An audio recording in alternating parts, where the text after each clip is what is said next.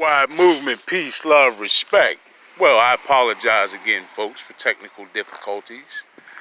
But picking up where we left off on this video,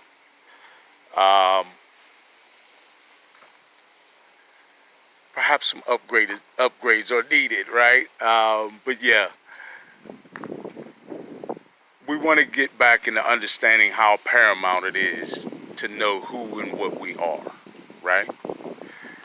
So, folks, the first part of this is understanding that there is, of course, one creative source. I could challenge anyone to go through and utilize any scientific discipline, any spiritual discipline, whatever you want, to examine the discussion of whether or not all things ultimately have sprung from and lead back to one creative source. All right? Because of that, we need to really understand and grasp that nothing exists outside of our Creator's energy, right?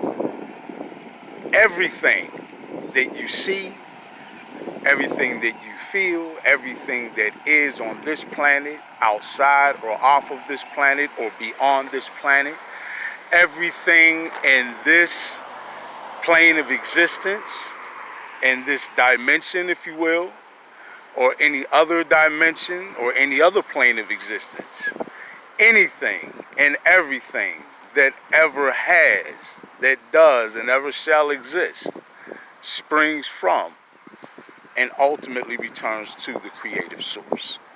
Everything is part of our Creator. All right. Now here's the other thing. Of course, that means so are you, right? But to what extent? To what extent are people part of our Creator? Well, this is a discovery that often takes a personal journey to uncover, but let me tell you that it's to a great extent, right? And, you know, debate isn't even necessary. Well, debate isn't really all that necessarily fruitful unless you're doing it for a specific purpose. But in this subject in particular, again, debate's not necessary because it's about a personal journey and really cognizing or being able to grasp this. To cognize something is to truly have a knowingness of something that is beyond the requisite of any form of proof, right? It is beyond reproach in your understanding or understanding, okay? So when you cognize the fact that what animates us, what makes us the creative beings that we are ourselves, is that we do in fact have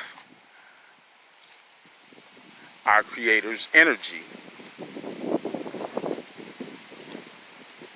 all throughout us. And I literally mean every single atom, every cell in your body has the creative spark. Folks, you look all around us and you see that human beings do create, right? Look at the world that we've made. Good, bad, or indifferent, we've made a world, right? Look at the arts. Really is probably the easiest way for many people to sort of understand our divinity. if you look at art, art is something that is not a mere recreation, or it's not a copy. Not to say that art cannot be copied, but in an original piece of art, whether we're talking about a painting, a song, a literary work, anything that a person creates must obviously take creative energy, right? All right. So where do you think we get that creative energy? That is you tapping in the source. Because folks, you are never cut off from source. You're never cut off from your creator. Your creator is in fact within you. You create your life. You create every aspect of your life.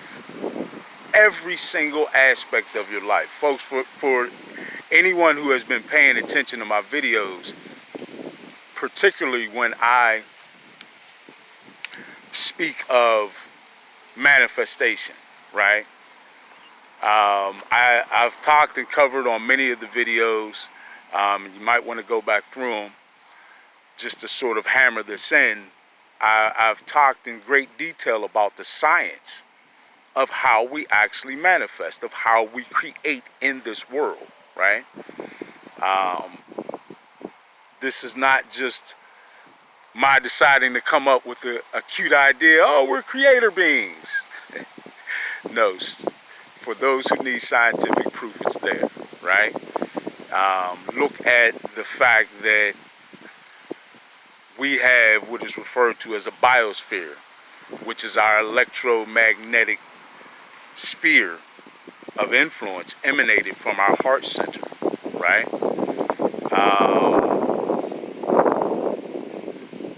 Do some research and studying on what the quantum field is, and essentially how the quantum field connects all of existence, right? And then look at the myriad of experiments and scientific studies that have proven that our biosphere directly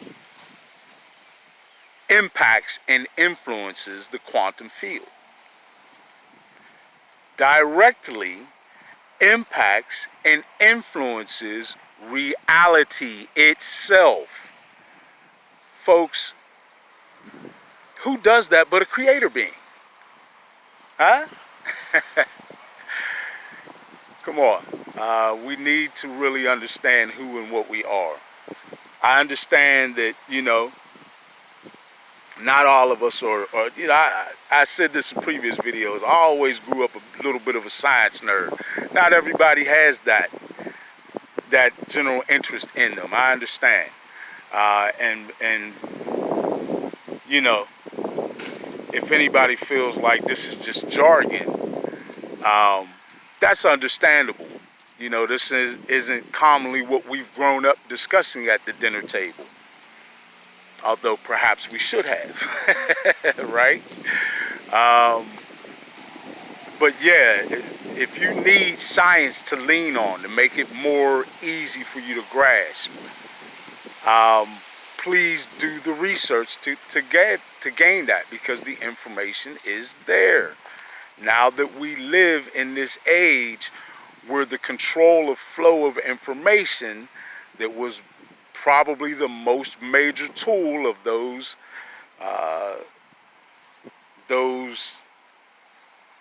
elites, we'll just leave it at that, who I said wanted to maintain their system of control through the old paradigm. They use that, and that control is no longer there. You can do the research. You have a tool right in your hand to do the research in order to find all this out for yourself. Spiritually, what is one of the most predominant things that we hear in essentially all of the religious disciplines? To one extent or in some form or another, point back to the fact that we are a part of our Creator. We are connected to our Creator. We are, as it is said in many spiritual disciplines, made in the image of our Creator. Why do we take that statement so lightly? Why do we take that statement so lightly? We invest so much in our hearts to, like that's something I wondered about in my later years in Christianity. I wondered about why there was so much focus in the Baptist churches that I attended on the enemy, the devil this, the devil that, devil make you do this, make you do that, da da da da da da, come at you, attack you this way, attack you that way, lie to you, whisper to you, all this and all that, right? And I thought it odd that there was so much energy placed into that, and so little energy placed into what I found to be the far more profound statement, which is that we are created. We are made in the likeness of our Creator. To me, that's far more profound, right? Far more interesting, quite frankly. I think I find my personal divinity far more interesting than any evil being. I just do, right? I'm interested in myself, right? And I guess I'm saying that we all should be. And we've got to become more interested in ourselves and learning about ourselves. And when we do that, you will find your divinity. You will find the truth that you do create your life. All these nefarious, dark, low energies that we are experiencing now on the planet, that we're working our way through, are a result of our collective issues that we need to work through. Every time that we incarnate on this planet, we are doing so willingly, knowing that we have issues to work out. That's actually the whole point of us incarnating into physical form, because you don't experience any of these things when you are incarnate. You don't experience any of these things as a non-corporeal being. You don't know what fear is. You don't know what anxiety is. And I talked about all these things in previous videos, but I'm rehashing it to rehash the fact that we have to understand better what we are and why we're here.